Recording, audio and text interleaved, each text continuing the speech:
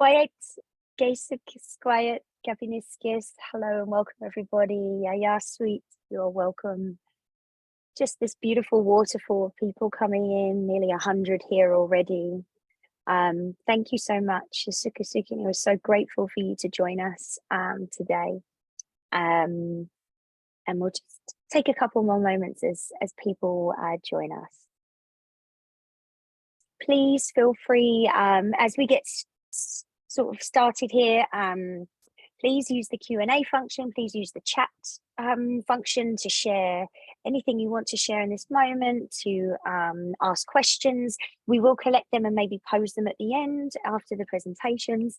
But this is an opportunity to interact. I know we're in the webinar format just because there are so many people that want to join, so we can't have faces on, but know that we feel you, we know you're there with us, all 200 of you, and growing, and we thank you so much for joining us.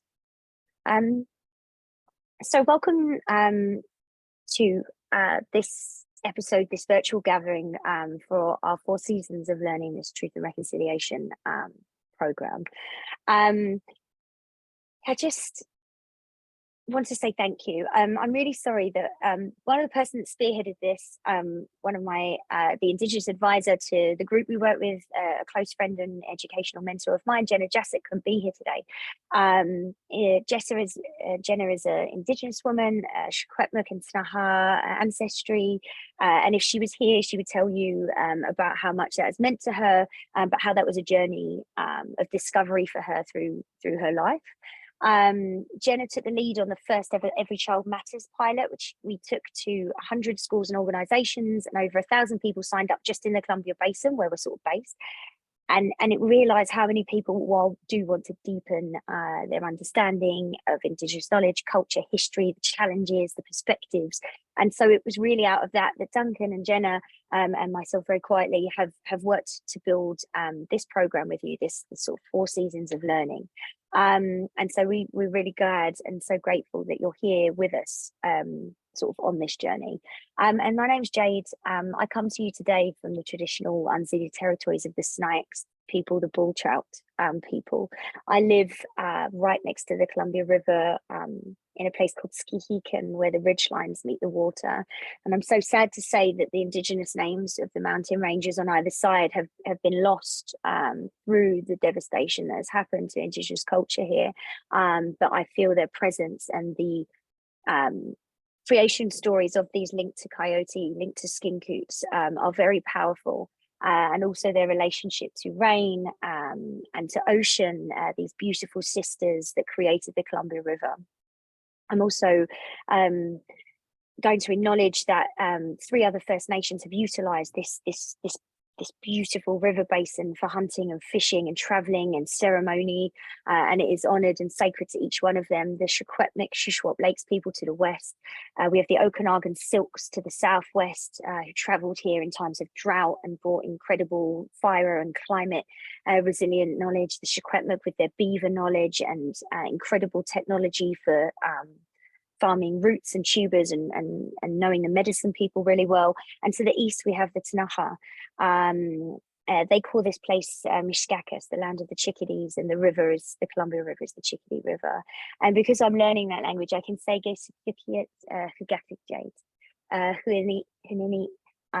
English, Hugaki, London, England, and Hugawasasani, Katanutek, Miskakas. I now live in Revelstoke.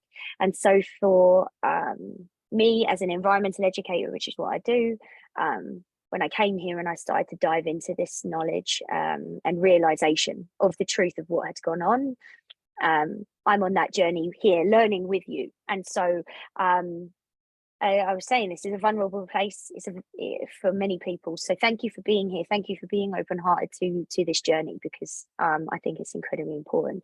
If you do have that knowledge of whose traditional territory or which land you're on, and have a message for your land or a message for the people of that land, and would like to share that in the chat, I'd encourage you to do that for a moment.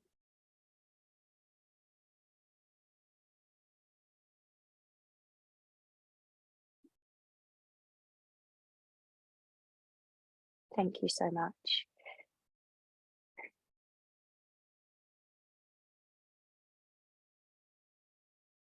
Thank you so much. And so I'm going to dive right in. Welcome to all of our educators from across Turtle Island, and anyone joining us from further afield. So for us, Indigenous perspectives have to be at the heart of any land-based learning. And so many of us are out there on the land teaching, absorbing it. And I feel like as humans that is our place, and so this kind of work for us pertains to the center, to the core, to the soul of what we're doing here, and we thank you for being along here. I just want to take a moment to acknowledge our partners. So Jenna and the work she does with Rocky Mountain School District 6, the First Nations University of Canada, the Outdoor Learning Store, who are we, a charitable non-profit who are trying to create a platform for this to happen, and to support Indigenous creators and authors and the work that they do, and Reconciliation Education, of course, for hosting the course. But also have a lot of supporting partners who are out there sharing the word about the importance of this work. And we are incredibly excited to announce that on May 1st, we are going to be moving into the second sort of season of this learning journey. So we're going to have new content for you, new speakers soon to be released. And so an opportunity really for this to build, to be something that is embedded in our feelings and the work that we do.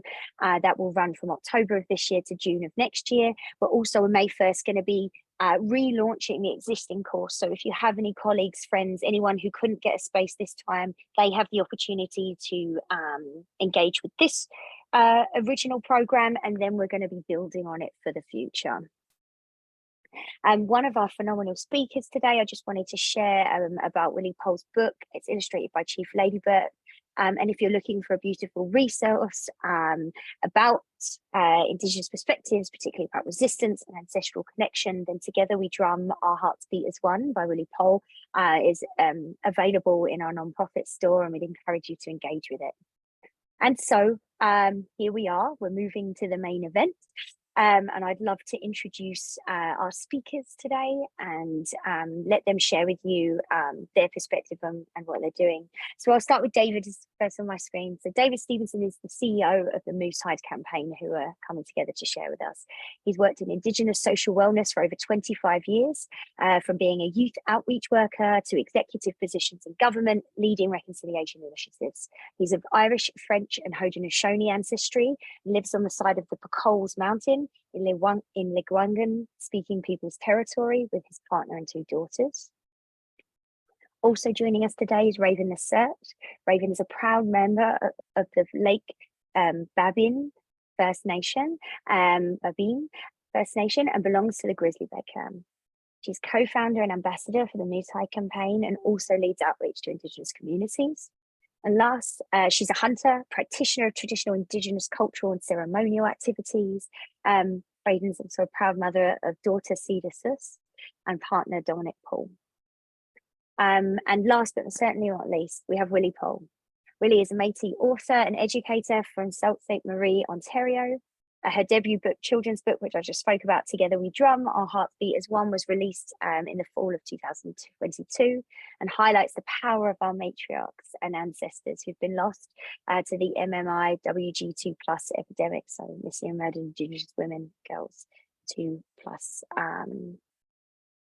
people. Willie has a bachelor's degree in Indigenous Studies, a Master's of Arts in Archaeology, and has spent the last decade working in Indigenous-centered education. Willie joined the Moose Hide campaign family in 2019 and is now the Director of Education, with aims of bringing the campaign to schools across Canada. I'm wearing mine. I hope that after this you'll be requesting yours and diving in. And so with gratitude, I will pass it over to you for your sharing. Lynn. Thank you. Hadit, Raven Lacerte Sadni, Loretta Madam Slew, Paul Lacerte Spa, Saigana Lachshibu Injan Kaktane Keo, Tabasna Chalia Injan Lakwangan Keo. So good day. My name is Raven Lacerte. My mom is the late Loretta Madam and my dad is Paul Lacerte. I'm Carrier, a member of the Lake Babine First Nation in north central BC here, and at the end of my sharing there, I acknowledge the territory that I'm joining you from today, the Lekwungen speaking peoples territories, the Songhees and Esquimalt Nation. I'm so grateful to be here today and to share a little bit about the work of the Moosehide campaign. I'm the co-founder with my dad, Paul Lacerte. And also that I need to update my bio there. I've got 2 little ones now. And so my daughter just turned 1, Chas. And so bringing them always into my circle. So Masicho, I'll pass it over to Dave. Thank you. Hi, everybody, and thank you very much to Jade and Duncan for inviting us to say a few words about the campaign today. And I am calling in from Lekwungen speaking peoples territory, right on the border of Lekwungen and Sinchasan speaking peoples on the side of Bacalls Mountain here in Victoria. Some people know it as. And yeah, I'm very grateful to be here, and Sego to all the people across Canada, across Turtle Island. And just looking forward to sharing a little bit of time with you. Thanks, and Willie. Hello, everyone. Super grateful to be here. Ani Bojo. I'm Willie. I'm originally from Sault Ste. Marie, Ontario, but I'm actually on the Mi'kmaq territory of Prince Edward Island right now, out east. I saw in the chat some people from like Nova Scotia, and I was like, yeah, not so far. So that's really exciting. I'm a teacher, and I've been with the Moosehide campaign for a few years now, and I'm just, really excited to be working in education. Awesome. Thank you. Well, thank you so much for having us. We're so grateful and honored to be here and just to have a chance to just share a little bit about the work that we're doing with the Moosehide campaign. If we can, I'll share a little bit about the story of our founding story. And we have our big Moosehide campaign day is coming up on May 11th. And so we can share a little bit about that and the work that we're doing, especially in the K-12 system. So, and then lots of time for questions and collaboration and talking and all of that. So please put your questions in the chat. We'd love to get to those at the end of our presentation here. So we started the Moosehide campaign from a hunting trip. My dad and I were home in our beautiful home territories in Carrier Territory along the Highway of Tears. And before I get into this story, I think it's really important that I just make a note that sometimes these conversations can be really hard conversations to have. Or to hear, or it might trigger something for you. And so if it does, to please take care of yourselves if you need to take a moment or reach out to somebody that might be a safe person for you. Because I know for me that these are really hard conversations to have, and the what we're talking about is really real for so many of us. And so just before I start, just a gentle reminder that we're here in a good way, and to talk about this space and really about the love and the hope in this space as well. And so, and recognizing how hard these conversations can be. So we are a hunting family. We go hunting for moose every year.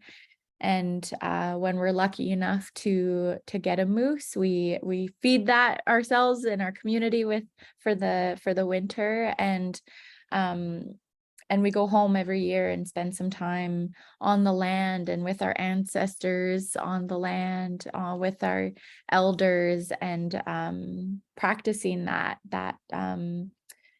connection, that land connection, that culture connection that we are so lucky to have. And as an visibly Indigenous person, my dad had this really big desire to make sure that my sisters and I lived lives free of violence.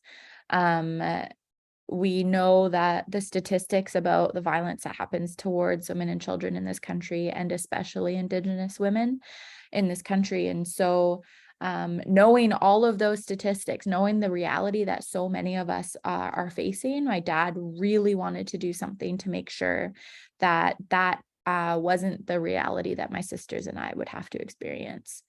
And so for him as a dad, he really wanted to make sure that he was doing everything that he could so that everybody that entered into our pathways in our lives knew that we were to be treated with only love and respect, right? And so he wanted that for us, but for all women and children, and to like create that space for healing and for love, and for us to collectively be breaking those cycles of violence that happens in so many of our communities across Turtle Island. And so those are some of the things that kind of led us to this moment of inspiration from a hunting trip that my dad and I were on, and we were on the Highway of Tears. And for those that don't know, it's a stretch of highway that runs from Prince George here in BC up to Prince Rupert. And it's Highway 16, also known as the Highway of Tears, because dozens of women have either gone missing or been found murdered from along that stretch of highway. And some of those people are our loved ones. And we can see the impact that it has on our communities, on our families, on us collectively. It impacts all of us, right? And the Highway of Tears is not an anomaly. People are going missing. People are experiencing all forms of violence all across Turtle Island, right? And so we want to do something. We wanted to do something about it. We wanted to do something in this space that felt so big. It felt like such a big task to try to make any change. And so we spent a lot of time talking around the dinner table. What can we do right now? And so we were lucky enough to get a moose that year. And as I was cleaning it out, my dad and I kind of had this like moment of inspiration, like, hey, what if we like tan up this moose hide and cut that up into a bunch of little squares and ask people to wear it as their everyday commitment, their everyday reminder to not do violence in our lives, and to speak out when about violence that's happening, and in a way that's not about like calling each other out, but calling each other into this space. And to commit to raising our young ones in a way where they know what real love looks like, where they know that violence isn't okay. It's not a normal part of life. And for so many, that might be the first time they ever heard that. So often you experience it growing up, you see it happening around you, and then it just becomes the norm. And then that's what happens when you become an adult, right? And so we want to help our young ones, to help them understand that. And so we had this idea. We came back home, we tanned up that moose hide, cut it up into a bunch of little squares, and hand wrote all these little information cards about what we're trying to do. We made 25,000 of them, and then just started handing them out. We started wearing them and sharing them around, and pretty soon the person from the grocery store and the coffee shop asked about it, right? It's like you're wearing this thing that you clearly want somebody to like talk about, right? They're like, oh, what is that? What's that thing that you're wearing? And we always ask that you enter into that conversation in a good way, like, oh, thank you so much for asking. It's a piece of moose hide. We're part of the Moose Hide campaign. We're standing up against violence towards women and children. And then it just creates that space to have a conversation about something that we just don't talk about. And it's one of those things that hides and thrives in the shadows.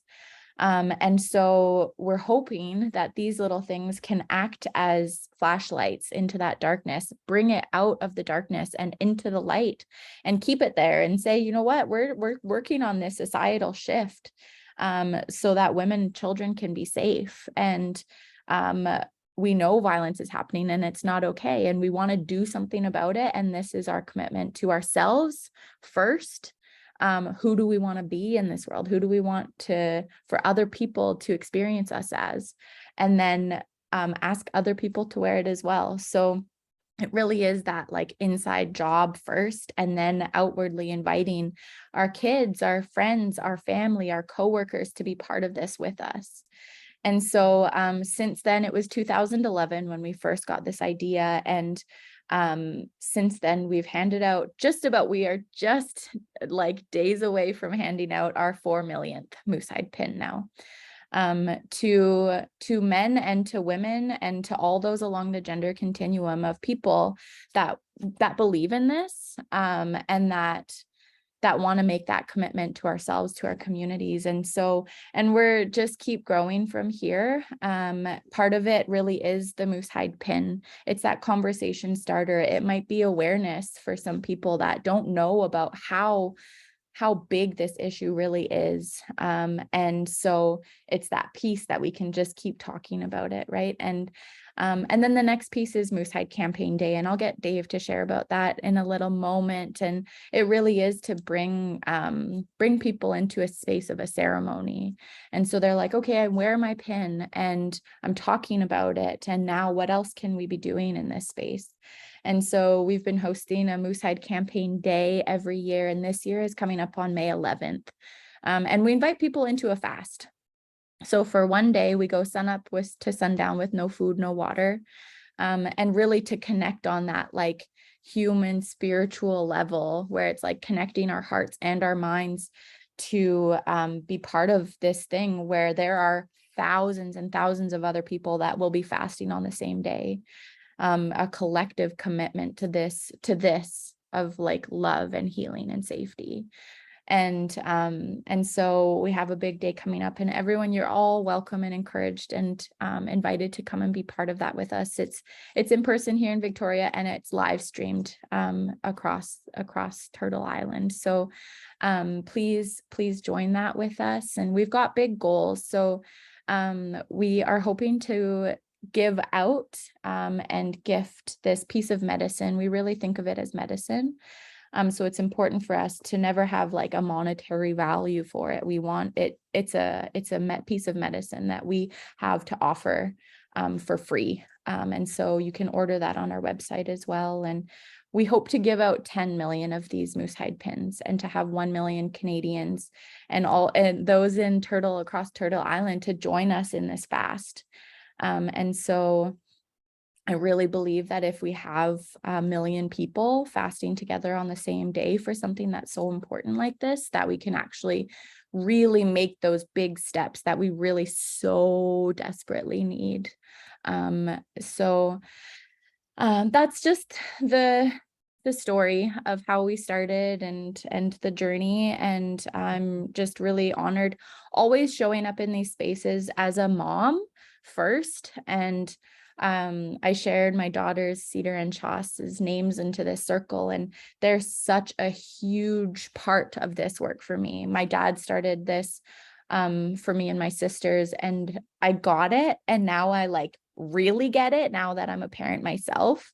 And I'm like, oh my gosh, my babies, my precious little people that I am responsible for. And I want to make sure that the world that they're living in is a place that is free of violence, and that they can do whatever they want to do. They can be whoever they want to be without that fear, right?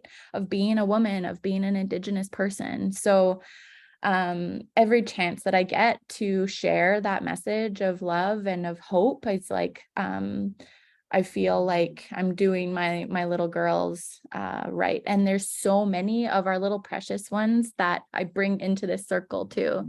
It's my little girls, and it's all of our little precious ones, and ourselves. We are all just so precious. So I will pass it to Dave and just send all my love and thank you everyone for the chance to share a few words. Masicho.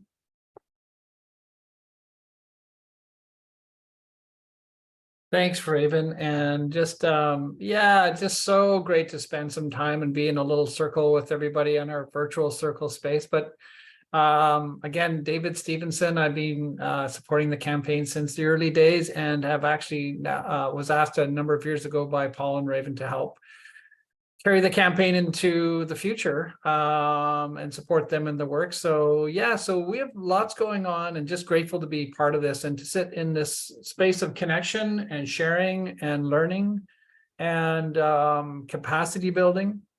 And part of the capacity that we're trying to build is our own capacity, and share that capacity and learning with each and every one of you of how do we talk about this issue that sits in the darkness, as Raven says, thrives in the darkness. And one of the things that we hope the Moose Hide campaign, the Moose Hide pins do is create a bit of opening and a little bit of courage in your heart to make this issue and this reality explicit, to say that this is not something that is neutral or we just wait to hope it goes away. It's something we're actually going to have to be proactive in this space. And in the early days, we really called upon men and boys to join us in this space, and largely because we've got some catching up to do. And it, you know, we have sort of, our history has been a bit in that sort of binary space of engaging men and boys to address violence against women and children. So we still anchor there in engaging men and boys, but we really are conscious of the work that we need to do along the gender continuum. And we do still anchor in Indigenous practices and Indigenous ways of being as best as we can. We have a circle of wise aunties, and we have elders who help guide us and keep us on track as best as, not an easy job. And we try as best as we can to offer this medicine in a kind and gentle and way of invitation. So this is not a badge of honor. It is not signaling some kind of special virtue that anybody has. It's a flag saying there's a problem and we need to make it explicit. And we are calling upon all people and any creature, being, nature, spirit, whatever it is, to help us if we set our intention to say this is an explicit thing, and a moment when we need to step beyond our comfort zones collectively and speak about this and do something about this. And so Moose Hide campaign, so we have the pins. The pins are, as Raven has said, there's a forever promise. They will always be gifted out free. You just have to go to our website. I saw that Duncan put the link in, so you can go to our website, order pins. They're forever free, as many as you want. All the hides come from moose that have died on train tracks or car accidents, or a few from traditional hunters. Nobody's out hunting moose for the Moose Hide campaign. So there's lots of moose hides that do not get used, and so we're trying to, you know, rectify that and put them into use. We have 6 otherwise unemployed Indigenous women who do all the processing of the hides and get them ready, and they do that in a good way, and they think of this as handling medicine. And this is medicine in the sense of trying to create that connection, that love. So our work of decolonization and reconciliation is not just about taking the pain out and righting the scales of justice. It's also about putting love back in. It's about putting connection back in. It's about, and this is our work on the land too. It's not simply about winding down the exhaustion of our resources. It's also about opening up and creating spaces for rest and wildness to come back and be in balance. And part of the day of our Moose Hide campaign day is it's really important for us to be explicit that this is a day of ceremony. We actually have just got back from the East Coast, where our elder from Mi'kmaq territory, and I know there are folks from Mi'kmaq territory on today, so wonderful to have you here. And thank you, and all across Turtle Island. Thank you for being here and having a couple moments with us. And our elder on the East Coast is now, she's recorded with us a daybreak ceremony. So we like to do a daybreak ceremony wherever you are, and as the sun comes and touches down in your territory on Turtle Island, you can go to our website and watch that daybreak ceremony on the day. So please register your classes if you're educators. Willie will talk about all the work that and all the offerings we have for the K-12 folks. There's that offering. There's also an offering for us old kids. And that will have a live stream. It'll have live interactive workshops with knowledge keepers and shares, so you can come in. A lot of organizations join Moose Hide Campaign Day, and communities join Moose Hide Campaign Day as a day of professional development and personal development. Because of the workshops, because of the live stream, we will have, you can go and find out all the information you need, register. When you register, you'll get access to the micro website, and then that has all the resources We'll have the Governor General say a few words. Of course, folks might know in Canada, we have our first Indigenous woman as our Governor General, Mary Simons, and she's just going to do a little support us a bit. We'll have Dr. Chief Robert Joseph, who is a leader in the reconciliation movement, join us for some words, as well as Brandy Morin, who was herself a missing Indigenous woman and is now a journalist and a successful author, and will share a few words. So we're building this as a space of invitation, a space where we're explicit about the healing effort that we're trying to do, and explicitly calling men and boys forward. And in no way are we calling anybody forward in any kind of way of pointing fingers or shaming or anything that would have anything to do with anything other than love and inclusion. So that we think is the antidote to this. And so you don't have to be perfect. You don't have to show up with wings on. You can just show up as a human being, be part of the day, enjoy the day. And we always are calling into the circle, never calling out of the circle. So calling into the circle and inviting each of you and every one of you to come in with your communities, your family, those you care about. And then for men, and boys to come into the space, not knowing and afraid is perfectly fine. Just learning on this is a safe and learning journey. And that's really important for us, that everybody feel that safety. If you're in Victoria, BC, or can make it to Victoria, we put on a live event here, in-person event. You're welcome to come to that. There's also many, many Moose Hide campaigns, like literally thousands of Moose Hide campaigns events now happening across Canada. And it's getting a lot of traction. It's now it's the first thing that the RCMP have ever been allowed to wear on their uniforms. They're now asked to wear this on their uniforms, and we're working with them to say, what does that mean for you? Because you're an institution that has a lot of work to do, as all institutions do, right? And this is an inside job. This is not other people should be better job. This is how do I find the ways and to just be that little bit better of a human being today, or help correct. And I ask for help with that. So this is an ask for help too. It's not, hey, I've got something special to share. This is, oh, there's a problem. I'm in a country where my daughter is at risk because she's walking down to 7-Eleven at 11 o'clock at night. Whereas as a man, it's not a problem for me. I can do that. Super important for us to sort of wake up and go, somehow we've been find ourselves in a big village called Turtle Island, where women are not safe. And that's not okay. And the good news is we can do something about it. We can make it explicit. We can talk about it. And we can start raising a generation of young boys, young men, young women, and all those along the gender continuum who go, oh, we're not going to just watch this go by anymore. We're going to stand up. We're going to do some, take some actions, do some learning, do some development. Not hold ourselves up to any other standard than the best we can be, and then just be that best we can be and try and be it together. And so that's why we call this circle on Moose Hide Campaign Day is a day of ceremony. We do fast, but we anchor this in an Indigenous way of being. We want to be really clear with everybody that no matter where you come from and what culture, background, where along the gender continuum you are, no matter who you are, to show up and you're invited in fully as who you are. A lot of people from different faith base and different communities come in because they fast as well. And you can think of it maybe as a hunger strike for you, or maybe you just decide, hey, you know what? It's really good for my health. I'm into this intermittent fasting now, so I'm going to do a day of fasting then. However it is you want to show up, please know you're welcome.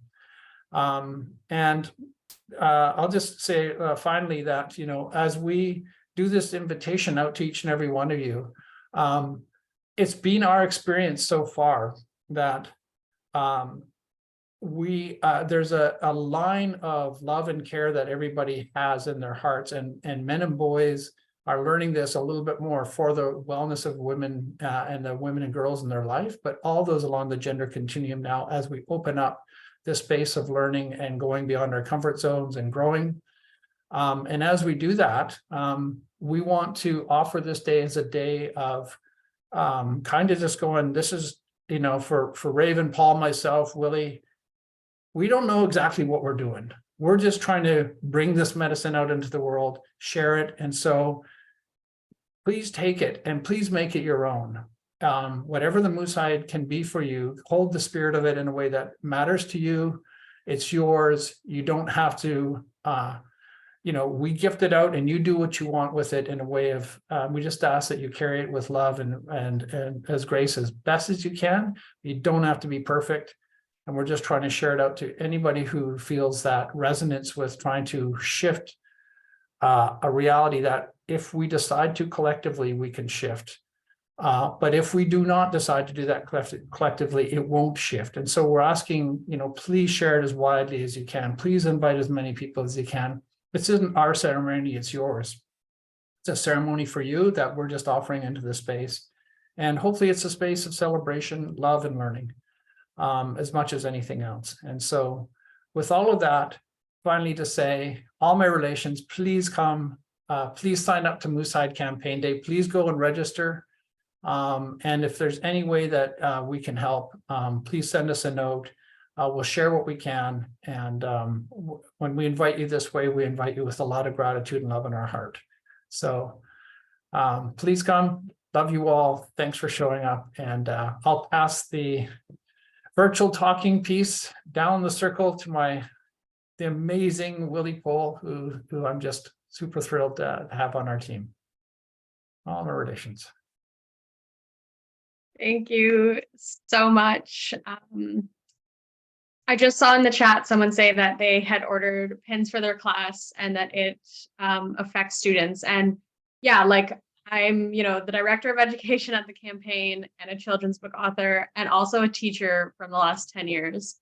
And I've kind of been teaching in a whole bunch of different places. I started in my hometown and I always heard like we have higher rates of violence because we're on the border of the states and it's a border town.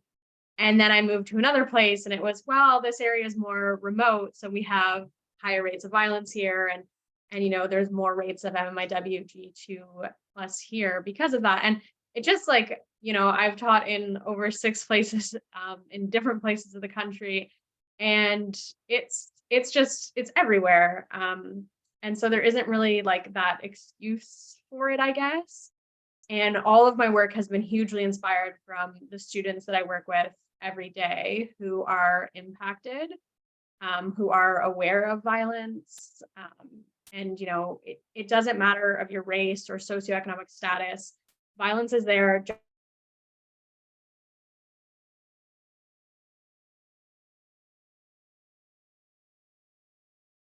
All ages are being affected. So my goal within the campaign is to make it as easy as possible for educators to sort of take this step on the reconciliation journey.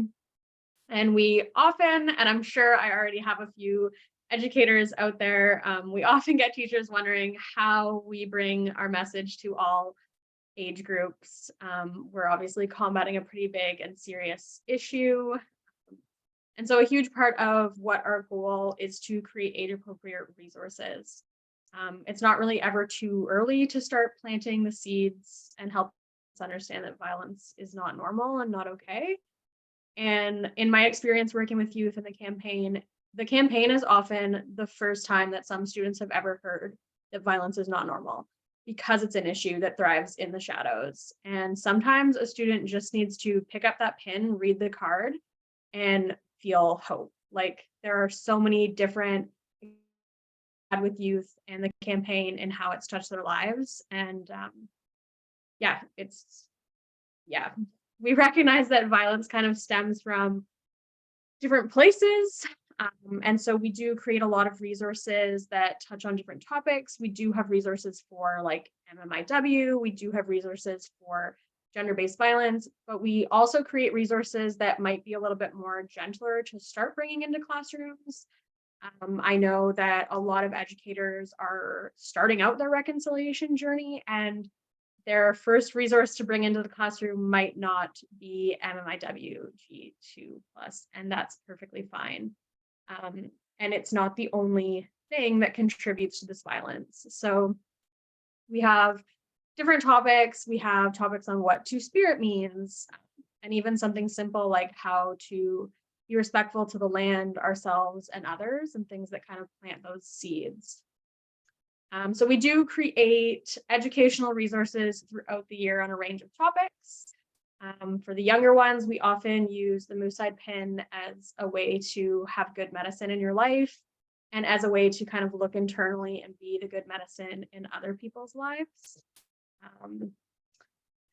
We have resources for we have such a huge amount of resources right now, and I've just spent the last week creating ones for Moosehide Campaign Day, so I'm really excited to talk about those. But we have resources about like allyship and what it means to support an Indigenous initiative. And we really encourage educators to sort of use our lesson plans and resources throughout the year to keep the campaign alive, and not just on Moosehide Campaign Day. But I will talk about Moosehide Campaign Day now because I'm really stoked about it. So Moosehide Campaign Day is for K-12 like completely different than our regular day. So our regular day has like a live stream and workshops, and then our K-12 day has 2 different live streams to be used within your classes. So we have an elementary live stream and then a middle and high school live stream. They're both about a half hour. And one of the things we do is we do release them a couple days earlier. So I say live, but they're actually live from a few days earlier. Just because a lot of educators don't want to bring something into the classroom that they haven't seen. And you might be like teaching grade 5 and you're kind of on the fence of where your students fit. Like, do I want to do the older one or the younger one? And so we do have, when you register, you will get a link to view our resources ahead of time. And so I definitely recommend registering just so you can get that link ahead of time. And so we have 2 different live streams. On our live streams this year, we have some really cool guest speakers. We have Kendra Jesse, who's an Indigenous influencer.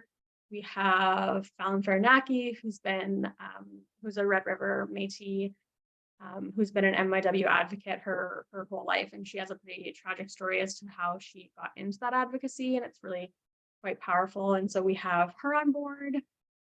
And for our younger live stream, we have kind of a really good mixture of like storytelling and music and animation to kind of bring our message across just in different ways to make it more learning friendly.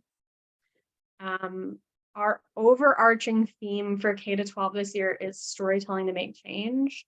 So stories are not only a huge part of Indigenous cultures across Turtle Island and Indigenous cultures around the world, and most cultures around the world, to be fair. But they also kind of help us relate to content in a really, really powerful way and to build those connections between ourselves and the story. And so we chose this as a really unique theme, and we'll release a bunch of pre-recorded videos with lesson plans and discussion questions that you can use with your classroom. So the goal is that you watch our live stream and then your class does a workshop, or you do a couple workshops, or you do a couple workshops after the day. Yeah, that's sort of the goal to do within your classroom. Some of our themes this year, we have Derek Starlight, who's an Indigenous puppeteer, and he has Indigenous puppets. He calls them the Nuppets, like Native Muppets.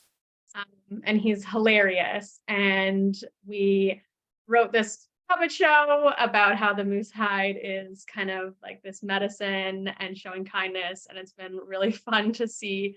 I had no experience in puppet shows, so it's been really, you can tell me after what you think of it, but it's been an experience to be the creative director of a puppet show for sure. But this will be our first year having a elementary video workshop, and that's geared to younger students. So we're really excited about that.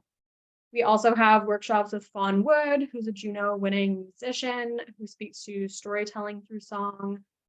We have the Mi'kmaq Heritage actors who speak to performance as a way to storytell.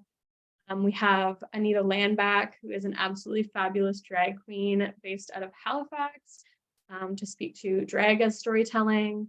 And we also have a couple of Francophone workshops. We have Sandrine Massey, who's doing a Francophone workshop about song as storytelling, but obviously in French. And then we have a few that we haven't made announcements for yet, but that we will be releasing in the coming week. So I really encourage you to watch our website, register so that you get access to our emails so you can see some of the that we have.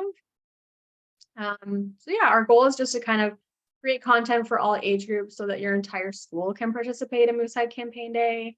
We've had some incredible student-led projects come out of Moosehead Campaign Day.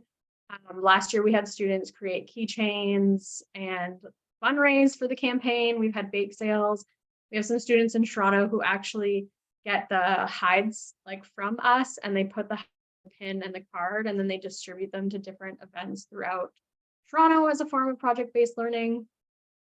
We've had lots of students in classrooms like champion us on TikTok and social media.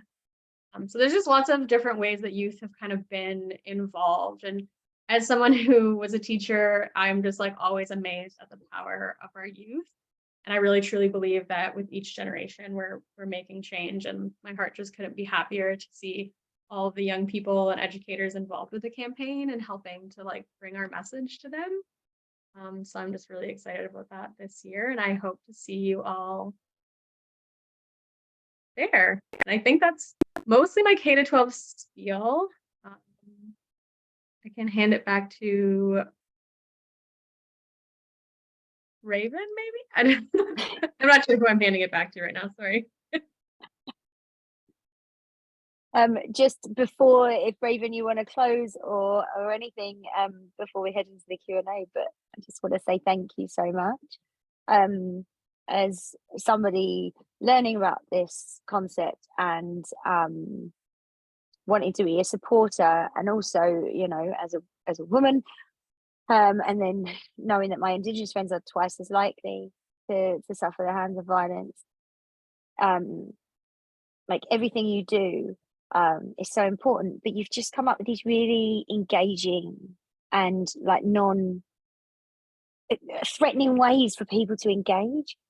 Like you say, welcoming people into the circle, like it just feels like that. And I've, you know, signed up last year, and like the information you share, the content you share is so high class, it's so accessible. It's the best thing, like, you know, you could stream it into your classroom, and it's really powerful. But super accessible, and just such a wonderful way to start talking about things that we really need to. So I tip my hat, and I'm so grateful to each and every one of you in the work you do. Awesome. We did have a couple of questions that came through, a kind of slightly logistical perhaps, but Susan was asking, can anyone in the US, can they order pins? Yes, Okay. Of course. It's so if you go to the pin order form, I don't know if we mentioned too that we have synthetic pins available as well for anyone that doesn't feel comfortable wearing a piece of animal hide. We have synthetic versions. It's all on the same pin order form on the website.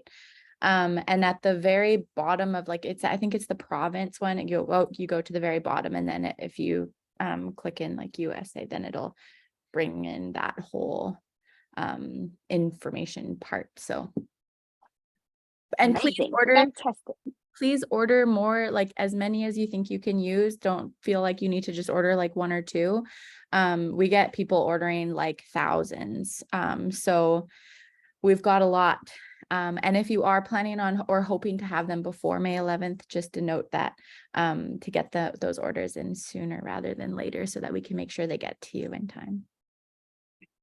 And I was just explaining to the team that I've hosted big like educational conferences recently, and I've ordered them for goodie bags. Like, they make an amazing little personal gift at events, or a way to connect into people. Like, they're so they come on a beautiful little card. It feels not just like a gift of the knowledge and respect, but like a physical gift to hold. So I really encourage people to get in there.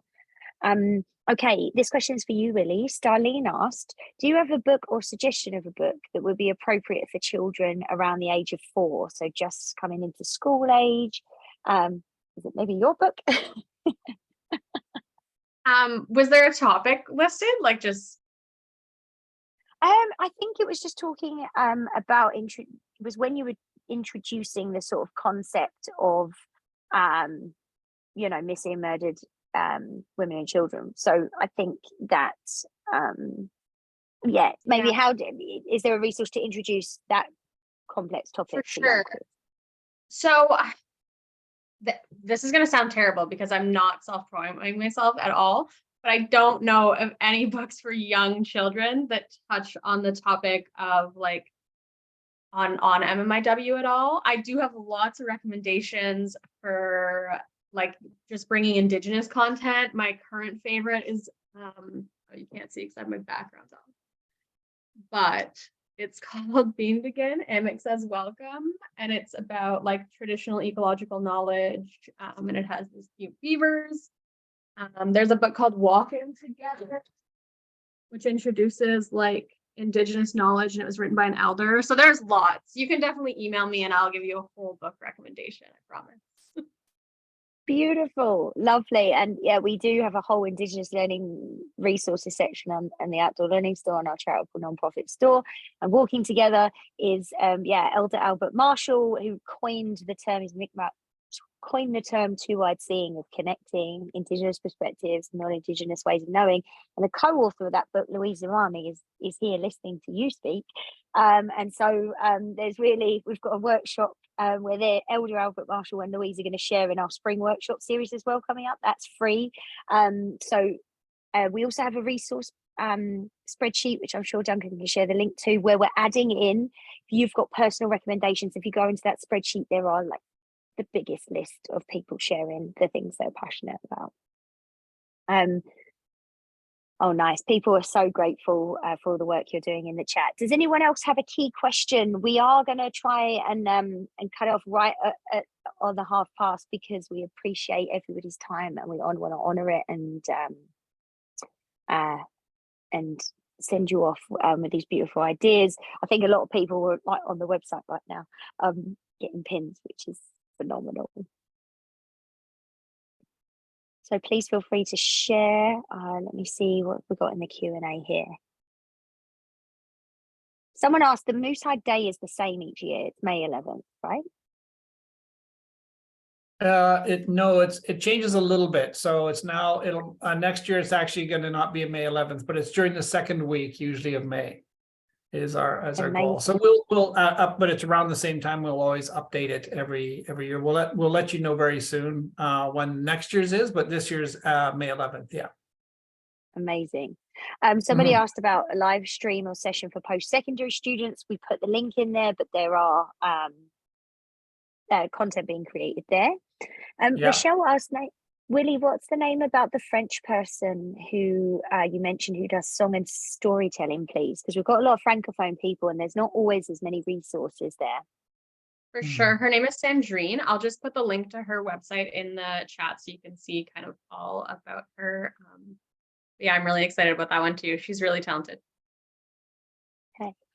Ellen asks, can adults access some of the pre-recorded sessions designed for schools just on their own because they sound really great and worth seeing, like Derek Starlight and others? Yes, I saw a Derek Starlight fan in the chat, which is great. Yes, you can. Definitely you can. I would still register just so that you get our links, but there'll be a spot to put like if you're K-12 or not, and you can just register as an individual within the K-12. You can register for both if you want access to the regular live, like the adult plenary and the K-12, you can definitely register. Okay. This one's a really important one for me. So anonymous person asked, but they're from the US and they wonder if it's okay for non-Indigenous teachers to share and participate in this. You can see the nods, but someone's going to have to say it out loud. Yes, absolutely. So this, please take, no matter who you are, from what background, country, sexual or personal or the physical orientation or whatever, we're like, it's yours to take, and it's medicine for human beings, and all those, even our non-human relatives are welcome. So my dog, for instance, my dog Sophie wears the moose hide quite often. On her collar, so she's happy to share about it all the time. So yeah, so please know that it's for everybody, and you can take it and share it and use it in whatever way that makes sense to you, and we just ask that you wear it and share it in a way that for you brings forth some of the connection and healing and safety and honoring that we hope that it can bring forward.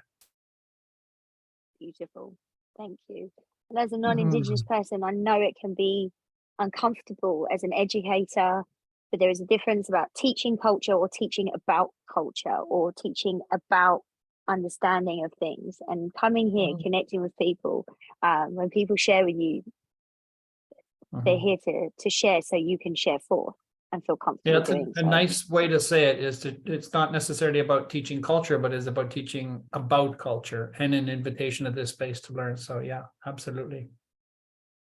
Thank you for sharing with us, because it's so beautiful and fulfilling to be a part of this world and learning all the time. Okay, Jenna asked if there are people hosting community events. Is there a way to know if there's one already? And it's on that Moosehide Day page, right? Scroll to the bottom.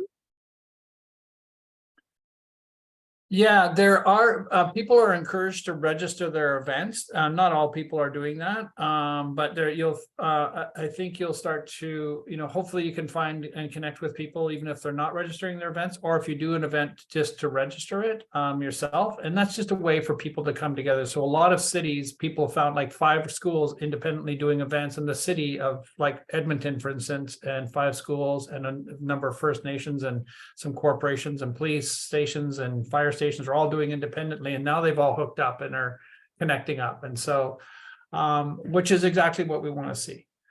So yeah, any way that you can share what you're doing or hook up with others who are doing their thing, that's great. And we encourage everybody, if they're up for it, to do a little walk. And we don't think of this as a political march or like that. It's just a walk in solidarity, or a walk in with the intention of just walking together and being on the road of this journey together, of creating safe communities and safe families for women and children and all those along the gender continuum. Well, thank you. I think we just have time for just one last one. Andrew was asking, can you describe a little bit more about the ceremony you spoke about, like the daybreak ceremony, and what that might look like in a K-8 setting, like aside from the live stream, or is it part of it? And how does that participation work? Willie, do you want to answer? Yeah, for sure.